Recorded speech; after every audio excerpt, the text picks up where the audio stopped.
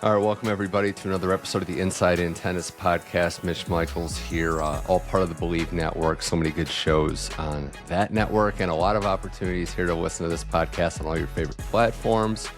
We're moseying along in the tennis season, and I'm joined now by a special guest, always a special guest, talking to active players in the tennis world. Did you know that the woman on this show right now has the most Billie Jean King Cup Fed Cup wins in the history of her country, Mexico? It's Giuliana, known as Juju Olmos, joining the show. Juju, I'm excited to have you on the show and looking forward to chatting with you. Mitch, thanks for inviting me. I'm super excited to be here, and it's a very fun stat. It is, right? Like, I don't know if it's on your business card. If you have a business card, maybe you put that in your license plate, like a vanity plate. I'm not really sure. We'll just put it on my resume. But I learned of that last week when I was playing the tournament. But yeah, it's cool. I didn't know I had the most wins, but yeah, definitely excited about it. Well, it wouldn't be the first, not the first time I've had it. It's actually the third or fourth time that there's been a dog on the show. So it's like a reoccurring thing now. Well, I want to ask you, because your Mexican heritage, which we'll get into for sure, born in Austria with a half Austrian, half Mexican mom, Mexican dad, but also moving to California when you're young. So you have kind of a mix of a lot of different cultures, right? Like your family moving to America, almost discovering America together in a lot of ways, but you have so many different cultures that I'm sure shaped you growing up. Yeah, it's always tricky when people ask me where I'm from because I'm not really sure what to say. So I was born in Austria. My mom is from Austria. My grandma on my mom's side is actually from Mexico, but she ended up moving to Europe when she met my grandpa. And then my mom went to Mexico just to visit. She met my dad. Whatever. They got married, but once after I was born, they moved back to Mexico. They lived there for 2 years. Then when I was 2, my parents moved to the States. And originally their plan was just to live in the States for 1 year and then move back to Mexico. And they never moved back. And so, yeah, I grew up in the San Francisco Bay Area. I lived there till I was 18, and then I went to USC. But it's fun because whenever I have tournaments in Mexico, my grandparents come out and watch. Mm-hmm. And then whenever I play in Europe, I'll stop by at my grandma's house in Austria. And if I ever play close by, they'll visit as well. So it's nice having a little bit of family everywhere. That is pretty cool. And I also just say, too, as an aside, I wasn't sure your Austrian background. A couple of years ago, my friends turned me on to Austrian beer for the first time, and I thought it was very good. So I do have some loose admiration there. I don't drink beer, so I don't know. Yeah. But it's funny too. So you said Bay Area growing up, and was it in that culture that you discovered tennis? I know the history of tennis in LA is much discussed, and obviously you had your college experience there. But the Bay Area has a lot of strong tennis players and a lot of war as well. Was that where you really discovered the game? Yeah, so I trained at a tennis academy close to our house called Tompkins. But my dad really loved tennis. Both my parents loved tennis growing up, and my mom told me like before I was born, they knew I was going to play because my dad was going to make me play. And he did make me play. I actually hated tennis until I was 11. I didn't like it at all. It's also probably because he was my coach and like it wasn't fun. It wasn't enjoyable. I was just drilling. I was on the ball machine. The ball machine would never run out of ball because he just kept refilling it. So that was like traumatizing. But when I was 11, I flew to Little Mo in San Diego. And just like flying to a tournament for the first time was really cool. And I was like, oh, I'm like a pro. I'm like the people on TV. And that like little bit made me want to play tennis and like want to play professionally. So that's definitely where the dream started. So you got a taste of greatness. Like it's almost like it's kind of similar to the pro level, right? When you go to the nice tournaments and it's like, wow, this is, or a tournament maybe that treats you maybe the right way. You're like, wow, I want more of this. I got to succeed so I get more of these perks. Yes, exactly. Yeah, the tournaments are so different, like on all different levels. But that was the tournament that changed everything for me. And my parents also never sent me to a tournament unless they thought I could win it. So I had to like be good. My parents didn't have a lot of money growing up. I have 2 younger sisters that are twins. And I remember when I was 12, I got invited to the Orange Bowl, and I was like, oh, I want to go. Like, it's so cool. My dad's like, no, you're not going to win. Like, we don't have money to send you to lose first round, so, like, you're not going. And so I didn't go. And then it wasn't until I was 14, he's like, okay, I think you have a good chance. Like now we can sit. And luckily I also qualified for the event. But they definitely always made me earn it, but that drove me to want to be better and like be the best, because then they would actually send me, and then I could get that like flying pro aspect of it. Just one Orange Bowl winner, and usually somebody that's ends up being good, if not historically good. Yeah. So high standards for sure. But yeah, in your backstory, reading up on you, you have the younger sisters. You're the oldest. Were you active in other sports, or was it just tennis that they kind of drilled into you? Mostly tennis. I played a little bit of soccer in fourth and fifth grade from elementary school. Mm. I played some volleyball, I think in seventh, maybe eighth grade. But my dad really wouldn't let me play any other sports. He was like, it needs to be tennis. He didn't want me getting distracted. Mm. I understand that, but I think like looking back, it probably would have been better for me athletically to like for coordination and stuff. Mhm. Not that I'm bad, but I could have been a little Right. bit athletic, I think. But yeah, it was very strict. Right, and that's a hot button debate, and I think there's you need specialized training. You need to learn good technique, obviously, at a young age that could break you as a pro. But there's more and more cases of players that have other athletic skills from doing other sports, and also, as you know, Juju, they're not burned out by tennis. They have something to kind of, still have the fire lit. They have something to stay active doing that isn't going to burn them out completely in all tennis all the time. Yeah, I definitely wish I would have stayed in like another sport, maybe especially like soccer. I think one that would help my footwork, but like a lot of players on tour play soccer or they'll play like soccer tennis. And Hmm. just a couple weeks ago, one of my friends was like, "Oh, let's play like tennis but with a soccer ball." And I was like, I don't know how to do that. Like it would just be nice to know how to use both of Yeah. my feet, but it's fine. It worked out somehow. Well, yeah, I'd say so. Well, one of the things that your peers describe you as is very active, very fit, and that's why I asked about other sports, because you're still the type of person that'll just run a 10K on a whim, like, oh, I'm bored today, I'm going to run 6 miles. Yes, I love running. I actually used to hate running. I also hated running. When I was younger, my mom used to make me run with her, and like the minimum my mom would do was 4 miles, and she would run with me, and she literally would put her hand to her side and be like, "You need to be right here next to me." And so that was traumatizing. But in college, I wasn't at my most fit, and so I started running to get fit, and it helped me a lot. But the way I viewed it when I would run in college was like I would run 6 miles a day. I was like, if all I had to do to help my team win a national championship would be to run 6 miles today, then like why wouldn't I run the 6 miles? And so that I just kind of changed my mindset to that. And so now I just run for fun. It's like an outlet. Hmm. I still won't run less than 4 miles because I don't really feel like it's worth it. But when I saw that there was a 10K in Charleston, I took my opportunity. I wanted to do it actually 2 years ago, but I made it to the finals, so I couldn't run. Sorry. So I couldn't run it. And this year I didn't do as well. So I was like, okay, Oh, run the 10K. And I didn't train for it, but I was able to do it. It was so fun. It gave me like such a rush of energy. And there's the one in Madrid coming up. wow. Okay. I don't think I can run it though because it's the first weekend of the tournament, but if I have the opportunity to, I will. Just winning tennis matches, winning events maybe, and running 10Ks on the side. It's nice. It's almost like the new Sunshine Double in a way. Yeah, Swinging both. a different sunshine double. Well, so another thing about you too is, we mentioned the Mexican heritage, and, your upbringing is important because there wasn't as much representation of female athletes. But if I have this right, you saw a few of them. You got to see some players in sports tennis, especially in person. I know you were around the time when Lauren Ochoa was coming up and there were certain athletes. So it was probably a cool experience for you to see her, see other athletes with Mexican heritage in their sports excelling. Yeah, for my parents, it was always really important for me to like see other women excelling. And I remember Lorena Ochoa was number one in the world in golf, and there was a golf tournament by our house, and my parents were like, "We have to go. You have to see her." And at the time, I was pretty young. I like kind of understood, but didn't Mhm. like fully understand. But now that I'm older, I really appreciate that they took me.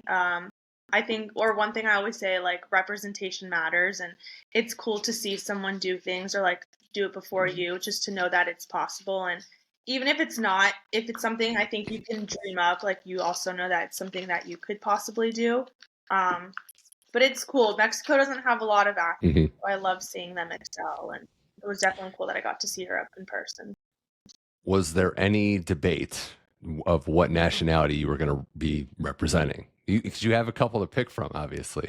Yeah, I think we ended up going with Mexico because it was closer, and for me, it was also important to speak the language. I speak Spanish pretty well. I'm not fluent. But I can do interviews. I can't do interviews in German. I could get by, but for me, it was like important to be able to speak the language. And I think because my dad pushed more, and he's from Mexico, and he's like, Mexico has no players. There's more opportunities there. That's why we chose that. And also, the federation at the time was willing to give us financial help. I qualified right away for the junior Billie Jean King Cup team, and then I was able to play the professional. Well, it was Fed Cup back then. I was able to play the professional team the year after. So those were opportunities I probably wouldn't have had with the U.S. Might have been tougher with Austria, but with Mexico being like closer, that was just, I guess, the easier option. No. So it was 11 years old. Yeah. So it was 11 years old. You started taking tennis seriously. What did that entail? Like, what was the step up like? What sacrifices did you make? Because, that's doing the math about 7 years from when the college experience starts. So you have a short window to really elevate yourself. How did you do that? I was training every day, probably like 2 to 3 hours a day. And then when I was 13, I dropped my PE class in junior high so I could get out earlier. And then I did my freshman year in high school, and then after that, I stopped. I started homeschooling just so I could practice more. I was a kid. I'm still that kid. I love tennis. Like I could play tennis all day long. Actually, one of my goals this year is to practice less because I tend to practice too much. But I loved being at the courts all day. I literally would get there at 9 a.m. and leave at like 6 or 7 at night. So for me, it was great. I was just hitting a lot of balls. I think that helped me improve a lot faster, and I enjoyed it. But I think if I hadn't loved it as much, it probably would have caused me to burn out. How do your partners, take on your willingness or maybe your addiction, I'll call it, for lack of a better term, to practicing? Are they cool with that? Are they with you lockstep, or are they like, hey, maybe take some time off, let's relax a little bit? Probably a little bit of both. I think they've learned that like I just like practicing a lot, and I've also had to learn like some people love to practice, and some people all they need is like an hour and a half. And so most of them will be like, okay, if you're going to practice more, it's fine, but like make sure you're not tired for the match or don't overdo it. So I always try and make sure that like, even if I'm doing extra, I try not to do too much. And I show up best I can on game day so that my partner also knows like okay, taking care of herself. She's not overdoing it. But yeah, balance. Yeah. It's a balance. I know it's tough. I would imagine to always be on the same page. People are different, as we know, and you end up at USC, right? You come down to LA where you currently reside, and you end up being a Trojan. So, I guess before even getting into that, my question is, how do you deal with all the Bruins on tour? Is that just do you avoid them, or how's that work? Everywhere. It's so annoying. Honestly, there's Bruins all over the world. I get so mad. I'll be in like, I don't know, Hong Kong, and someone's got like a UCLA sweater, like some random person. I'm like, why are one Yeah. of them over here? But I actually think it's pretty cool to see how many people that played the same era or same time as me in college have been able to make it out on tour. And we always say like back the pack. We're still competitors in a way, but like we like seeing each other do well. I like seeing like Marcos, Mackie, um, Jenny when she was playing doing well. It's pretty cool. It's pretty special, I think. And we've known each other for so long, so we enjoy it. But we always will say like when it's a rivalry week, we'll be like, oh, USC's playing, or like USC just beat you guys, or they'll throw it in our face. So yeah. Yeah, it's almost like, not to date yourself and sound too old, but you're like that. You're from that like OG generation that kind of started the college tennis boom, because it's exploding now to the point where you're having players coming in off college and doing very well very quickly. But your era was kind of the one that ushered in the commitment and the development that you could take that path, right? College to the pros was a viable option. Yeah, I think for me, it was really important to go to college. I think what I'm going to say was like well, I'm not going to take away from John Isner, but Stevie, I think, did a great job paving that road. I mean, he won so many national championships, and he went on tour and did such a great job. And we've had so many players just do well, and I think it shows like college, back when I was going to school, it was like if you went to college, it was almost like you weren't going to go pro. It was kind of like you were a failure. Where I think now a lot of players use it as a stepping stone. And so I just think it helps players mature. You develop more. You get more experience playing matches. You play different types of players. You experience a different type of pressure than if you were on tour. And I'm just really happy seeing like players go to school and then go pro after, and a lot of them are doing really well. So it's cool. I like seeing the college players do well on tour. Yeah, I do as well. It's a nice bonus to know, especially if you grew up here, that you can take your time, develop. And I mean, you've even talked about this too, I believe, in other interviews, where a lot of going to college and playing, you're still treated like a pro, but you realize you have to have a long, hard talk with yourself. You need to mature. You're not a grown up yet, and it's a perfect place to make all those mistakes. Oh yeah, I had to learn that. I remember my mindset, it wasn't the best, but I was like, I'm gonna have fun in college, and I was like, I'll be professional when I become a professional. And I think it was probably my sophomore year, my coaches sat me down and they're like, Juju, that's not how it works. Like, if you want to be a pro, like, you need to start being professional right now, like today while you're in college. And I, I didn't really understand it at first, but everything kind of clicked for me at the end of my sophomore year. And so I started taking things a lot more seriously. I wish I had been a little bit more serious earlier on, but I was also homeschooled. Like, I'd been with my parents all the time. I needed to live my life a little bit. But I had really great college coaches, and I think they helped me mature a lot, and I gained a lot of experience there.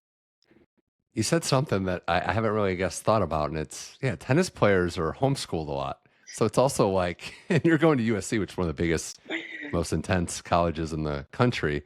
It's like, okay, homeschooled right to here we go, people everywhere, sink or swim. That's the biggest adjustment, I would think. Yeah, I don't really know what I was like, but my teammates talk about what I was like, and I think I was very sheltered growing up. I do know that.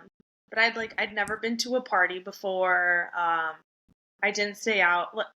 My parents didn't even let me have sleepovers. So like, not that I was sleeping over anywhere, but like I couldn't leave my house, and all of a sudden I had all the freedom in the world. So I was like eating everything I wanted. If my friends invited me over, like I'd go hang out with my friends. I didn't study if I didn't really have to. Like I kind of let loose, which I think every kid should do when they're in college, especially if you've been living at home your whole time. And I don't know, it was good, but I wasn't like super crazy or anything. I was very social butterfly. All right. Well, Juju Olmos here on the Inside In Tennis podcast, talking about her career and much more here. And yeah, I mean, once you grew up, so to speak, at USC, and of course worked on your tennis and studied because that was the name of the game there, though. But you make that transition to the pros, and based on what I've read and what I've studied about you, it's that it took time to realize, okay, singles is just a brutal career path. It was tough for you. When did you and how did you make that commitment to doubles, in the sense that you had to give up on the singles dream, but realizing that there was a real tangible path in doubles? I know timing is everything, but how did you come to that conclusion? I really enjoyed playing singles. I still like playing singles, even though I don't play anymore. But originally I started playing doubles just so I could pay for my singles tournaments. I'd be like, okay, I can win some extra money here. If I do well, like that'll pay for these flights. And I ended up switching in 2021 after the pandemic because I was ranked about I think my highest was like 340, but I was like 340, 350. And they didn't have a lot of ITF tournaments anymore in 2021. And I wasn't getting into any of the tournaments. Or like when we came back at the end of 2020, normally tournaments that I might get into qualies, I wasn't even making it into qualies. Or if I was originally in Maine, like I couldn't even get to qualifying of tournaments. And so once 2021 started, I was like, okay, well my doubles ranking's high enough. I'll just play like Australian Open doubles. I'll play like the warm up events, and then like eventually I'll play singles. And then I did really well at the beginning of the year. And then it was then I came to a crossroad. It was like, do I play Indian Wells or do I play a 15K in Mexico? And I was like, of course I'm going to pick Indian Wells. Like, what idiot would pick the other two? And I started doing well, a lot better than I expected. And I was like, okay, I can either keep playing singles and like kind of be average and make it to whatever I make it, which wouldn't be terrible. Or I was like, if I really commit to myself, I could be like one of the best at doubles or like this other channel. And so I ended the year top 20 in 2021, and I'd fully committed myself that year to doubles. And I was like, okay, I was like, I'm doing well. I'm making more money than I've ever made. I'm playing all the biggest tournaments. I'm at all the slams, the 1000s, everywhere I want to be. And I was like, okay, let's just do it. And so that was when I really made the switch. You got to number 6 in 2023 and really doing it in a lot of different ways with different partners, succeeding in the mixed doubles events too. But did you think your playing style or maybe your personality helped you, aided you in a way to be able to play with different players and adjust to different circumstances? Because I talked to quite a few doubles players. I've had the privilege, Juju, and they're telling me things about that process that don't involve tennis. It's more personality tests and like almost like dating in a way. It's tough. Yeah, it's definitely like dating. I have to play with someone who I feel really comfortable with. I like to just be myself on court. I like to just have fun. A lot of people think that means like just smiling and joking around. And it doesn't always mean that, but it's like enjoying the battle, enjoying the process. Yeah, I don't know. I think I get along well with most people, so that makes it easier. But you have to see, I think, how your game styles get along too. That's definitely an important piece. But I think if your partner's like pretty open and like communicates well, like you can do well as a team. And yeah, I got lucky. I had some good partners that helped me, so I did well. Yeah. You certainly have. And on the tennis side, though, is there a certain type of player, like in theory or hypothetically, the types of players that you think fit what you do the best? I like a partner that serves well and volleys well. Okay. Well, I think if someone serves well, like they can help set me up at the net. And I think from the baseline, I do a pretty good job of setting up my partners. At least I'd like to think so. So I think if I have a good net person, we can kind of work together. And, I can set them up. They can put balls away. Yeah, I like to have someone that's like pretty well-rounded, I guess. Okay. Yeah. Well, it's worked in the past, obviously, with some of your successes. And I mentioned it too. You make the transition. You have this lineage and, you're becoming, in a sense, a pioneer. Did you realize that some of those stats that you had accomplished, not just the Billie Jean King Cup win total, the most in Mexican history, but also first to make a final, making a couple mixed doubles finals? Did you realize that you were kind of becoming a pioneer in that space? I didn't really realize in the moment. I think I realized after when people tell me. But I think later on it did start to hit me. Like I knew, well, I guess I didn't know when I was becoming top 10, but like people tell me after and it's really cool. And then along the way, like, I'm like, okay, wow, there's no Mexican that's made the final at Wimbledon. Like that would be cool to do. I try not to think about it too much. I just want it to like happen organically. But I always think that I'm just very privileged and like blessed that it was me who got to do some of these things first. So I think that's pretty cool and pretty special. But I think for me, the most important is that I'm not the last one to do any of these things for Mexico. Hopefully the women coming after me can see that if I can do it, they can do it too. You've made a couple major finals, as I mentioned. Third time will be the charm. We believe that here too. Yeah. But what was that like, walking out on Wimbledon center court to play a final? I mean, it's a pinch yourself moment, I would imagine. It was really special. It was so cool. I started this thing a few years ago. I smile a lot. I'm a smiler, but it hit me. I was like walking out in the stadium and I was like, this is so cool. And usually when you walk out in a stadium, everyone's like really serious. And I was like, I feel like smiling. And I was like, I'm just going to let myself smile. And so at Wimbledon, I was like, this is so cool. I'm going to smile because this is so cool for me. And I don't care what it looks like on TV. And I probably look, I don't know how I look, but I just remember taking it all in, like seeing the stadium. I played on court 1, which was very similar to center court. But it was special. My husband was there. My sisters were there. A coach that I worked with at home was there. And it was just really cool having all these people there and all my friends and family. So it was cool. That support system has to mean a lot to you, especially given how you were brought up into the game, your family, your parents having the influence, now married, having your husband there, and just having people push you along the way, especially as the career progresses and you get older. I would argue that it's more vital to have that the older you get as you put up a lot of miles in your tennis career. Yeah, I'm actually, my husband and my sisters weren't originally there with me. They ended up flying in after I won the semifinal. My husband was with my sister, and he goes, "Oh, I think I have to fly over there." And my sisters were like, "Yeah, of course you have to fly over there."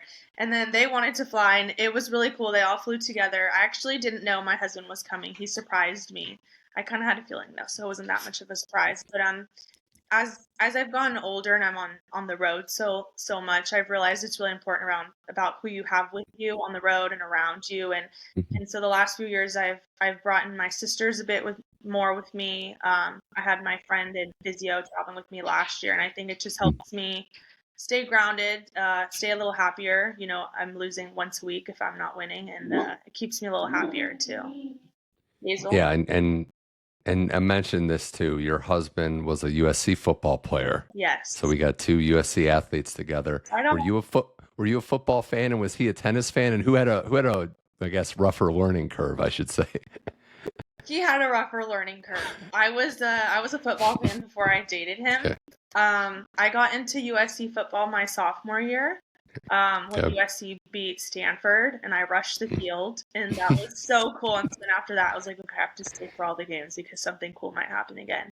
Um, but he told me he never really watched. Well, I guess I never watched football. Well, I did watch football before him, but he never really watched tennis or anything. But he really likes it now. He loves coming to the slams. Obviously, they're the nicest tournaments. But he's really good, and he'll come. He doesn't really come to my practices. He'll just go and watch matches instead. And it's really nice that he appreciates and he enjoys the tennis. So it's good. You're not giving any lessons. I know you've dabbled into that space, but you're not giving any. It's too much, too big of a task. Oh, to him or in Yeah, general? to him, yeah. I did offer to play with him this weekend. Yeah. I do hit with him on occasion. I need to like mentally be prepared, but it's hard, like because I'm practicing all the time. I'm on the road, like on my free time. I don't want to hit, but I know he really enjoys it and he appreciates it. So if he asks, I usually say yes. I'm not always happy about it, but I Yeah. do still play with him. Just need to be in the proper headspace. Just give me Yeah. 15 minutes to kind of get myself there. That's hilarious. A couple more things here with Juju Olmos here on the Inside In Tennis podcast. And yeah, that representation, representing Mexico. I'd imagine at the top of your list, there's Wimbledon final, obviously, but there is competing for your country, the Billie Jean King Cup, but also the Olympics, getting to compete in the Olympics. Getting to compete in the Olympics under the Mexican flag and to walk out. And I'm not sure if you made the opening ceremonies, but getting able to compete in those Olympic Games has to be at the top of your career highlights. Oh, for sure, at the top of my career highlights. I never actually believed that I would make the Olympics, so I was really excited when I found out. I actually found out the day after our wedding. We were supposed to be going on our honeymoon, and we were driving back to our house after the night after, and I found out we got in, and I was like, Ruben, I can't go to our honeymoon. Like, I have to go to the Olympics. And he's like, oh, and I started crying because I was really sad that I was gonna miss our honeymoon. And he's like, you have to go. And I was like, well, of course I'm going. I was like, I was never Yeah. not going. But Yeah. I went to the opening ceremony. I walked in the front. I remember my grandma called me and she's like, you have to walk in the front so I can see you. And so I did. But the most special part for me was just being surrounded by all the great athletes that were there and like living in the athlete village. Like, I don't consider myself one of the best athletes in the world, but like, to be living in the same town as them was so cool. And Yeah. I remember once track and field arrived, like they would be running in the village and like practicing. You saw people boxing on the side. And it was just really inspiring and really cool. And I hope I can make the LA Olympics, but Yeah. if I don't, I'm glad I made one at least. Did you get starstruck at all by seeing any Olympians? Was there anybody that's Allison Felix? Okay. Wow. She, Good one. I think she's so cool. She also went to USC, so she's a Trojan. But I watched her growing up. My mom and I always watched her. And when I was in Tokyo, I was like, I have to find her. And I saw her on my last day. I got a photo. I talked to her a little bit. And she was really nice, really cool. And I think it's really cool when your heroes are just as cool as you make them out to me. But yeah, that was definitely a highlight for sure. Just has those long strides, like even in short events, it just was just like a perfect long stride. Yeah, It is, so she's like a gazelle, like so yeah. graceful, I don't run that well, but No, she's no. great. She's Who great. does? No, no one really does. All time great. But yeah, it's just those games are the weight of sport, right? Like being around all those athletes, but also knowing there's history there. These were the games that were going on hundreds of years ago, the very best of all time, and all the moments that happened. It's like a special, I would imagine, like a special feeling that kind of consumes you of the history of such a prestigious event. Yeah, I mean, I'm just so thankful I got to play. My partner and I, Renata, we were the first tennis players Mexico had sent to the Olympics in 24 years. So that was really special. But yeah, I just tried to soak it all in. It was definitely a different experience because it was during COVID, so we weren't allowed to visit other sports. After you finished our event, we had to leave within 48 hours. So there was a lot going on. I stole my duvet. Um, I'm gonna get it repurposed into a Yeah, jacket. I wasn't supposed to do that, but yeah. it was really cool. I don't know. I'm just so grateful. It's just like such a I don't know. It's like a dream, kind of like think about doing something for so long. You see it on TV growing up, and it just seems like it was just like a fantasy, kind of, and Yeah. to like be able to experience was so special. You look at someone like Novak Djokovic, right, who'd won everything, but he was just chasing that gold medal for so long. And it's not a prize money event, it's not a major, it's not, but it's just special. And that just kind of Yeah, shows you it. So, it's cool representing your country. I mean, we every week like the flag is there, but it's not really every week you get to play with like your country's colors or their name on your back, and to be able to be there representing our country is definitely very special. when you get that same opportunity, Billie Jean King Cup, which again, congrats, you had an event recently, clean sweep, your Thank matches and the ties, of you. course. But when you get to represent your country, even if it's not the final, even if you're working your way to something, it still has to be pretty cool to have that camaraderie of Mexican tennis also working for a common goal, and that's the country. Yeah, it's super special. Our team actually, we have like a team meeting like a week before the tournament, and we just kind of go over our goals and what our motives are. And I think that week we're just like, even though we might be competitors during the year, like this week we're teammates, and on the back of our shirt is Mexico, and that's who we're playing for. And we always just do what's best for the team, what's best for the country, and the way I see it is like Mexico has I don't know how many millions of people, and we're like the five people who were chosen to represent this nation, this country. And I find it just to be so special that like we are the five. Like there's literally millions of people, and like we were the chosen five. So that's really cool. And I won't always be able to play Billie Jean King Cup. So I try and enjoy it as much as I can. There's two of like the most fun weeks of the year. I love the team camaraderie. Reminds me a little bit of college, but I'm gonna keep playing as long as I can, and hopefully I can get more wins under my belt. And I would think, based on talking to you and your personality and your college experience, that you kind of enjoy a little rowdier environment. Tennis could use that every once in a while, right? For sure. That was one thing that was great in college. People are like, a lot of people would come to our matches. It gets rowdy, gets loud. I love playing with the crowd. I love playing in front of people. Mexico, we just played in Guadalajara. They love tennis there. We have a WTA there during the year. They hosted the WTA finals not too long ago, but they just get so into it. And I think playing in that atmosphere is so special for players, and especially when you get to play at home and experience that. There's Yeah. nothing like winning at home, like literally nothing. And so I try and enjoy it the best I can. And I miss those college days. Like it was fun. That I think competing with people alongside you, it's so cool. And the same thing as Billie Jean King Cup. It's one match at a time, but like you have all your teammates there, and that makes it definitely very special. And winning on the road probably feels pretty good too, right? Winning on the road feels pretty freaking good, I must say. I feel like we just go in like you have nothing to lose, and you're just gonna come for them. They do have, And all you have is your teammates. That's the other part of it. That's it. yeah, Just us against everybody out here. Let's go get it done. exactly. And the Latino Americans, they're very rowdy, very passionate people.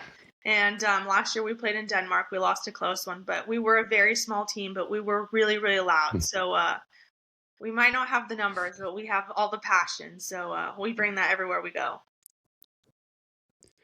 Well, I mentioned some of the players too. Zarzu has done well, yourself carrying the mantle. But what do you think Mexican tennis can do to foster the next generation to take it further than your era has taken it and continue to represent and produce quality players? I feel like we need more tournaments. The men's challengers have a lot of tournaments. We have 3 WTAs right now, which is good, but I feel like we could use more tournaments just to give more opportunities to our players. What's tough in Mexico, in a lot of countries, it's like a sport for like rich people. So maybe making tennis a bit more accessible.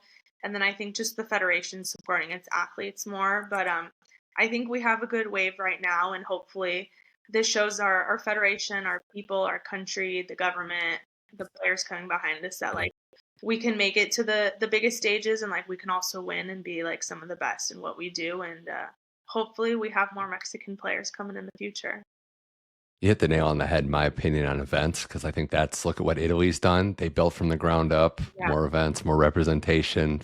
Little kids love it. Oh, I want to do that. And then you'll find the next one that way. So it'd be really cool. It'd be really cool to see. Yeah, and just kind of winding it down, this has been great, chatting with Juju Olmos here on the Inside in Tennis podcast, but still hopefully, a lot of tennis left in your future. But after that, could we see you as a coach, maybe even a college coach? Is that possible? I would love to be a college coach. I think my dream job would be to end up back at USC as the head coach. Not anytime soon. I still want to play a lot. I want to take a gap year when I retire and like live. I don't know if my life will allow for that, but just kind of take a year of a break, just because it's always go go go. But I had some great college coaches. I worked with Richard Gallion and Wes Knott at USC, and they did so much for me. And I would just love to pay forward what they did. And USC, I think, is like the greatest school in the world. I had the best 4 years, and I would love to share my experience, kind of pay forward what USC and our coaches did for me and be able to pass that along to the next generation. And I don't know, we'll see. Hopefully I end up there one day. I'll probably have to start somewhere else. But yeah, if I take a detour, I'm open to it. Yeah, you've earned it. Whenever that is, hopefully down the road, just take a nice break and then figure out a way. But it'd be great if you were involved in college tennis, especially at your alma mater. I did want to know too, because we always ask on this show, your off-court interests and hobbies with the SoCal vibes that I'm picking up on. Is it a lot of outdoors? Are you a foodie? Do you like to hike? I know running's part of it. What else do you do to keep yourself busy? I do run a lot. I like rollerblading. It's so random. Oh, I love rollerblading. So usually what I'll do is I'll go to Santa Monica and I'll hit the Santa Monica stairs and then I'll go rollerblading on the beach after. So that way it's like fun, but like kind of still getting a workout in. And I'm a big foodie. I love trying new places. One of my goals this year is to try 10 new restaurants in LA. I'm only at one, so I got a ways to go. But clock's ticking. I know I got my food spots. My favorite breakfast place is Jackson Joe. It's right by USC. It's the best breakfast place. But yeah, I'll eat just about anything. Who would have known, if you go walking on the Santa Monica, trail by the beach, that there could be an Olympic tennis player just rollerblading right by you. I never would have guessed that. You'll spot me because I'll have a helmet and all my padding on. Yeah, the wrist guards. You gotta protect yourself. Protect the body. Yeah, I got to. Rollerblading's awesome. Well, yeah, it's this has been fun, and I did want to ask you too. I know we got a lengthy season left, and you've already got some success under your belt with the Billie Jean King Cup. Singapore was great, also. But what's the schedule look like for you? When are you going to be playing next, and how do you see and what do you look to attain in this 2025 season?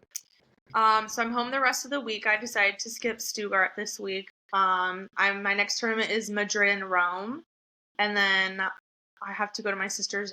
I'm going to my sister's graduations, and then I'll go back for French Open. I want to go. Do a lot of traveling a bit right now, but then I'll stay from French to Wimbledon over there. I don't know. Every season is different. I'm still growing. I think I'm still learning a lot. I'm definitely more experienced than before, but trying to just enjoy the journey and continue growing as a player, as a person, developing little parts of my game, and trying not too much to focus on like winning and losing, and rather just what I need to do in order to give myself the best chance at winning. And I feel like if I do all the right things, that'll give me the best shot at getting results. So we'll see how it goes. process. You're finding value in that, and it's a great way to live, obviously, especially in a sport that's 10, 11 months long. Yes, exactly. I got to enjoy it the best I can. Well, we appreciate you coming on the show, Juju Olmos. It was fun chatting with you, getting to know you, your personality. And yeah, there's still plenty of tennis left. 2028 LA Olympics. So you mentioned that. So that means the tennis world's going to be seeing you at least for a couple more years. Yeah, I'll be around a few more years. Thanks so much, Mitch. That was Juju Olmos. This was the Inside In Tennis podcast. We really appreciated having her on the show.